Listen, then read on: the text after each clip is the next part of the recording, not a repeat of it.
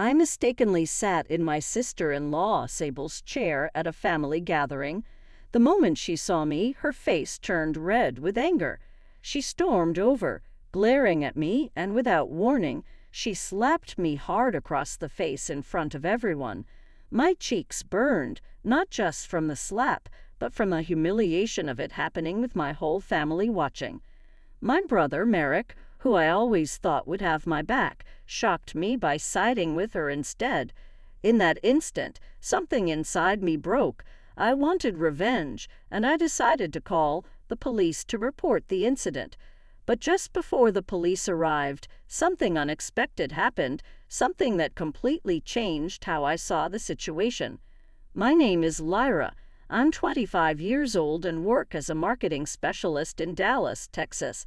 I've always loved the city with its busy streets, vibrant art, and close-knit community that makes you feel like you're part of something special. I have a co-op apartment here, and my job keeps me on my toes.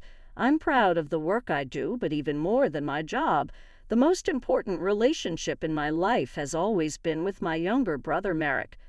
Growing up, Merrick and I were like two peas in a pod. He was the little brother I'd always wanted, and we spent hours together in our own little world, building forts out of blankets, exploring the backyard, and creating imaginary adventures. As he got older, our bond grew even stronger. I never thought anything could come between us, not even when he started dating. When Merrick first introduced me to Sable, his girlfriend, I was genuinely happy for him. She seemed perfect for him, charming, funny, and engaging. I remember the day we first met her. It was at a family barbecue. Merrick's face lit up every time he talked to her, and I couldn't help but feel happy for him. "Lyra, you're going to love her," he had told me with so much excitement. "She's amazing." And that night, Sable lived up to everything Merrick had said. She had a way about her that drew people in. We laughed and shared stories, and for a while I thought I had found a new friend. I felt so warm and content, knowing my brother was with someone who made him happy. But as time went by, things changed. At first, I brushed off my unease, thinking it was just me adjusting to sharing Merrick with someone else. However, Sable soon began to show a different side, one that was far from the warm, friendly person I'd met. During family gatherings, she'd make little remarks that stung. At first, I thought I was being overly sensitive, but her comments kept coming, and they weren't so innocent. One Thanksgiving, I brought my special pumpkin pie, a family recipe from our grandmother that I'd spent hours perfecting. When it was time for dessert, Sable looked at me with a smirk and said, "Oh, I thought I was supposed to bring dessert this year." She said it in a light tone, like it was no big deal, but her words made me feel embarrassed in front of everyone. I forced a smile and replied, "Must have slipped my mind," but I could feel my face burning with embarrassment. As the months went on, her comments only grew sharper. One evening at dinner, she turned to me with a smirk and said, "Still single, Lyra. You should really try dating someone. It might help with your personality." Her words felt like a slap to my confidence. I tried to laugh it off, pretending it didn't bother me, but inside it hurt. I started feeling more and more isolated, as if she was chipping away at my place in the family. One night, I opened up to my best friend Zan while we were out for coffee. "Zan, something feels wrong with Sable," I said nervously, stirring my drink. At first, I thought she was great. Now she's just different. "Different how?" Zan asked, looking at me closely. "She makes these comments that feel like she's insulting me, even if she says them like a joke.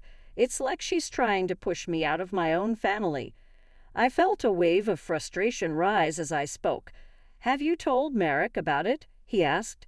I hesitated, thinking of how deeply Merrick cared about her. I don't want to cause any problems. He's so happy with her. Zan looked at me seriously. "Lyra, you deserve to feel safe and respected around your family. Don't just brush this off." I knew he was right, but I dreaded the thought of confronting Merrick about it. So I let things slide, hoping Sable's behavior would change. But it didn't. It only got worse. She started interfering in my relationship with Merrick, deleting messages he sent to me or conveniently forgetting to tell me about family events. I felt like she was erasing me from his life, piece by piece. Then came the day at the family gathering where I unknowingly sat in her chair. That one simple action was enough to send her into a fit of anger. When she slapped me, I felt like everything I'd held back came crashing down. I decided I wasn't going to stay silent anymore. I was ready to involve the police to stand up for myself and make sure she faced consequences. But before the police could arrive, something happened, something that turned my plan for revenge into a moment of reflection. I was beginning to feel like I was losing my brother, and the worst part was that I didn't know how to stop it. Things finally came to a breaking point during another family dinner at our parents' house. I arrived early to help set up, wanting to make things smooth and enjoy some family time. As everyone gathered, I found a chair and sat down, not thinking much of it. Then Sable walked in and froze when she saw me in that chair. Her face twisted with anger. "Excuse me, that's my seat," she snapped. I blinked, confused. "I didn't realize there was a specific spot for you," I replied. Her eyes narrowed, and suddenly the whole room felt tense. "It's always been my spot. You should know that by now." Her voice was full of irritation, and everyone else was staring, probably as uncomfortable as I was.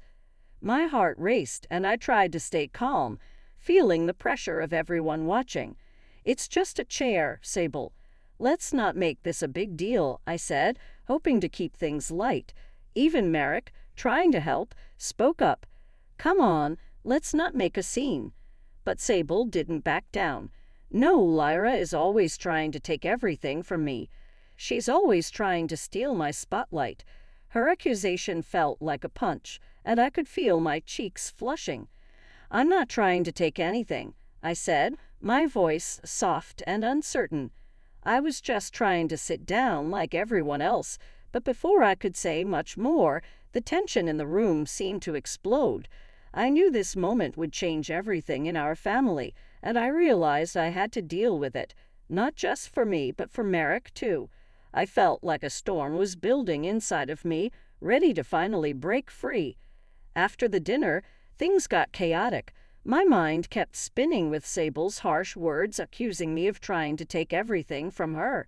Family had always been my safe place, a space where I felt supported and loved. Now it felt like it was turning into a battleground, and I didn't know why. Later, Merrick reached out to me with a text that read, "Can we talk? Sable feels terrible about last night." I sighed, guessing he was trying to keep the peace as he always did. I wanted to respond with something sharp, but instead I replied, "Sure, I'd like to talk too." We met at a park that weekend. It was a sunny day, but I felt weighed down by the situation. Merrick walked over, looking nervous, his brow creased with worry. "Lyra, I'm really sorry about what happened last night. Sable didn't mean for it to go that far," he said, looking like he wanted me to forgive her right away. I looked at him, struggling to put my feelings into words. "Merrick, it's not just about the chair. It's how she treats me, the things she says. They're hurtful." I wanted him to see the full picture, to understand why this wasn't just a small issue to me. Merrick sighed, his shoulders slumping. "I know she can be intense, but you have to understand, she's been under a lot of stress lately. Maybe it would be better if we all just tried to avoid conflict." A surge of disappointment washed over me. "Merrick, avoiding it won't make it go away. I feel like she's pushing me out of your life, and I don't want that." Merrick's eyes softened, but I could see he was torn between me and Sable. "I'll talk to her," he promised. "Just give it some time." Days turned into weeks, and things didn't improve. In fact, Sable seemed even more aggressive, especially at family gatherings. One afternoon at a barbecue, she slid up next to me with a smirk. "So, Lyra still single?" "You must be really picky," she said, her tone dripping with fake sympathy. My cheeks burned with embarrassment, but I tried to stay calm. "I'm just focused on my career right now, Sable," I replied, hoping to end the conversation. "Right, because that's working out so well for you," she shot back, laughing in a way that felt like nails scraping across a chalkboard. It was as if she wanted me to feel small and uncomfortable. After that, I started confiding in Zan, my best friend, more and more. I felt lost, desperate for someone to help me make sense of this situation. One evening at our favorite coffee shop, the comforting smell of coffee filled the air as I stirred my drink absent-mindedly, spilling my frustrations to him. "It's like I'm walking on eggshells around her," I told him, feeling exhausted. "I feel like anything I say or do sets her off." Zan looked at me, his face serious with concern. "Have you ever thought about looking into her past? There might be a reason for her behavior," he suggested. I hesitated, not sure how far I wanted to go with this. My mind raced with doubts, but I also knew I couldn't keep living like this, feeling like I was losing my brother and my family to this constant tension. I felt uneasy about digging into Sable's past. It seemed like an invasion of privacy, and I was worried it might just make things worse. "Sometimes you need to understand the enemy to defend yourself," Zan replied, his voice steady and firm. His determination radiated toward me, and reluctantly, I began to consider the possibility. After a lot of inner conflict, I decided to look into Sable's past. It didn't take long before I found troubling information online. I uncovered mentions of toxic relationships and even a few restraining orders filed against her by former partners. My heart pounded as I read through these details. Who was this person my brother had chosen to marry? Feeling both anxious and resolute, I decided to share what I'd found with Zan. "She has a past that worries me," I told him. "This might explain why she's acting this way." Zan's face grew serious as he took it all in. "Lyra, you need to confront Merrick with this information. He deserves to know who he's really dealing with." That evening, I finally found the courage to invite Merrick over for dinner. I wanted it to feel like old times, hoping the familiar warmth of our shared meals might ease the tension. When he arrived, I noticed the stress lines on his face as if he'd been carrying a heavy burden. "Thanks for coming, Merrick. I made your favorite chicken Alfredo," I said, smiling and trying to lighten the mood. "Thanks, Lyra. It smells great," he replied, but I could see the worry etched in his eyes. Once we sat down at the table, I took a deep breath, knowing this conversation could change everything. "Merrick, I need to talk to you about Sable again." I began, trying to keep my voice calm. His face darkened slightly. "I thought we agreed to let things cool down," he replied, sounding tired. "I wish we could just leave it," I admitted, "but I found out some things about her that really worry me. I don't think you fully understand who she is."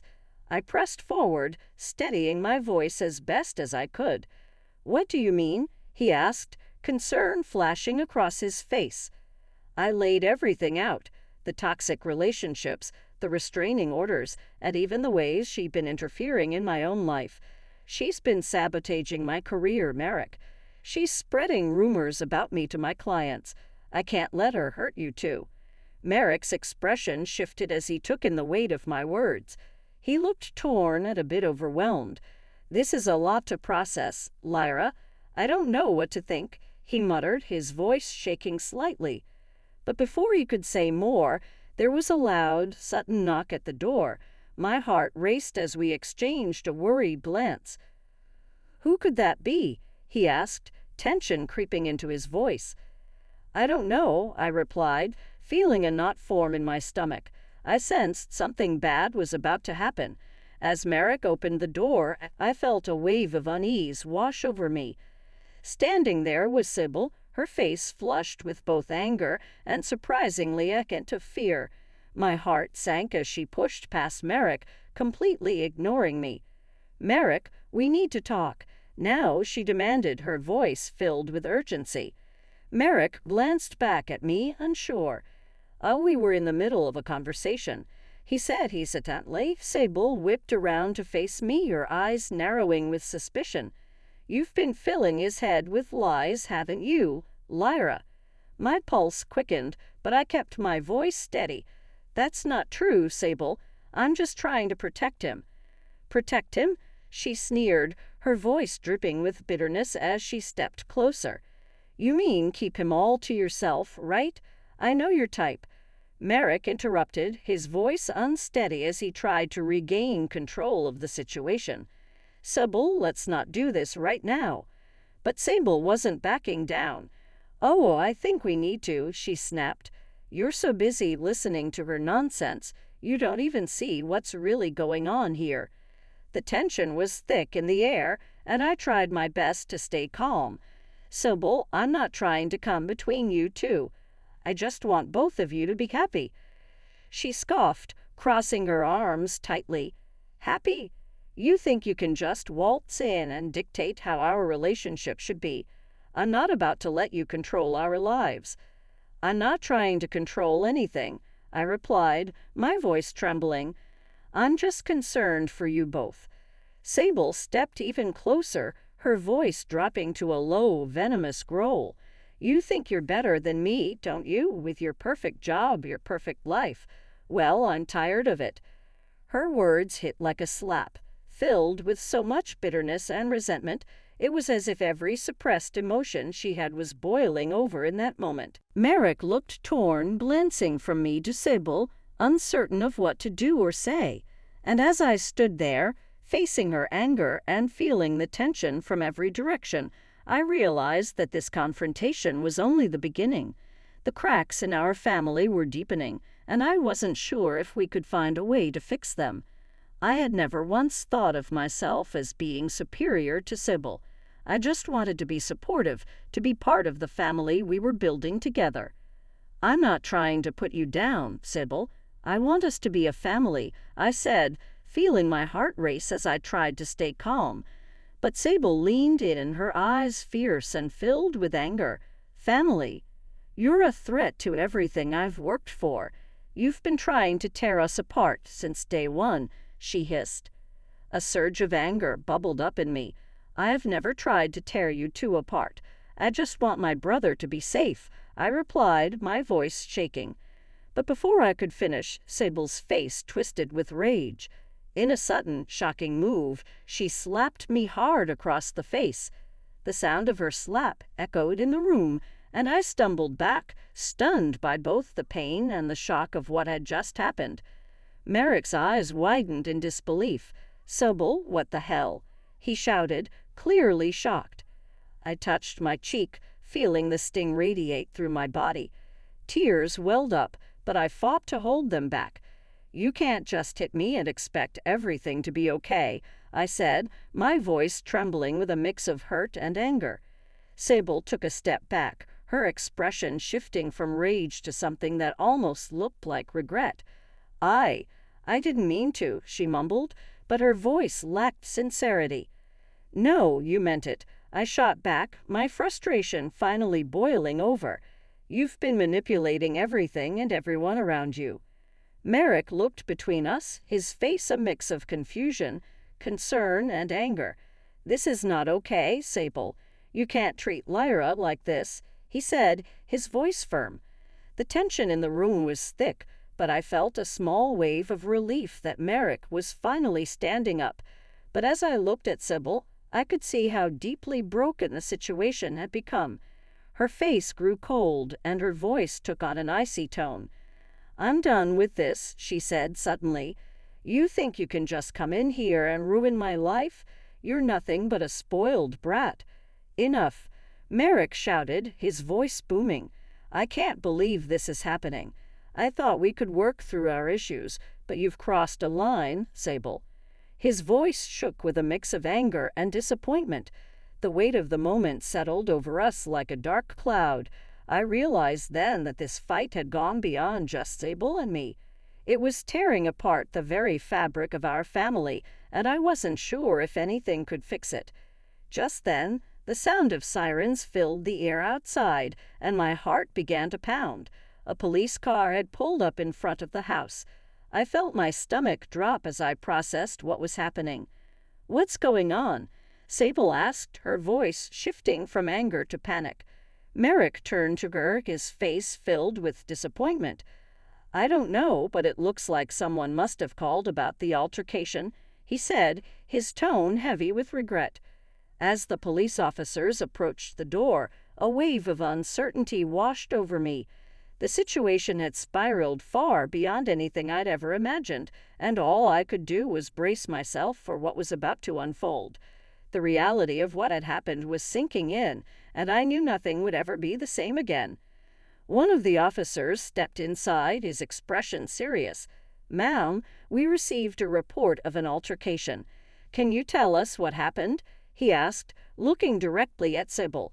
Sable's face shifted as she looked at the officer, a hint of panic creeping into her eyes. I didn't do anything," she stammered, her voice trembling. "I just had a disagreement with her." "A disagreement?" Merrick cut in, frustration boiling over. "You slapped my sister across the face." The officers exchanged glances, their expressions growing more serious. "We'll need to take a statement from everyone involved," one of the officers said. I took a deep breath, steadying myself. "Sable has been aggressive toward me for a while now. This isn't the first incident," I explained, trying to keep my voice steady. Merrick looked at me, his eyes wide with a mix of disbelief and regret. "Lyra, I didn't want it to come to this. I thought we could work things out," he said. "Clearly, that's not going to happen," I replied, feeling a rush of mixed emotions. Part of me wanted to protect my brother, to spare him the pain, but another part of me needed him to understand just how serious this was. As the officers took our statements, I could feel Sable's anger simmering beneath the surface. She glared at me, her voice dripping with bitterness. "You're ruining my life. You think you're the good sister, but you're just jealous," she spat, her eyes filled with resentment. "Jealous?" I replied, my heart pounding. "I just want you to be honest with yourself and with Merrick." Once we'd finished giving our accounts, the officers stepped aside to discuss the situation among themselves. The tension in the room was palpable as we waited, each of us lost in our own thoughts. I could see Merrick's face, torn between loyalty to Sable and the truth he was finally beginning to see. Sable stood there, her hands clenched, her face a mixture of anger and fear. As we waited for the officers to decide on the next steps, I felt a wave of sadness wash over me. This wasn't how I had ever imagined my family would be. I had hoped for a sister-in-law who would bring us closer, not one who would tear us apart. But standing there with the weight of the past few months pressing down on me, I knew there was no turning back. This night had unraveled everything I thought I knew about my brother and his wife. As the officers returned to us, I braced myself for whatever was to come. The family we once were was gone, and I wasn't sure if we could ever find our way back. I took a moment to speak quietly to Merrick, my voice soft but serious. "Merrick, you have to see how toxic she is. I'm really worried about you." He ran a hand through his hair, looking torn and uncertain. "I know things have been difficult, but I love her, Lyra. I just need some time to think," he said, his voice almost pleading. Before I could respond, the officers returned. "Ma'am," one of them said, looking directly at Sable, "we are placing you under arrest for assault." "What? You can't do this," Sable shouted, her voice rising in pitch. Desperate, she continued to protest as the officers cuffed her and began to lead her away. I watched her go, feeling a complex mix of relief and sadness. This was a turning point I hadn't imagined, but maybe it was the only way forward. I glanced at Merrick, and his face was pale, clearly shaken. I could see the weight of everything crashing down on him. "I can't believe this is happening," he whispered, his voice unsteady.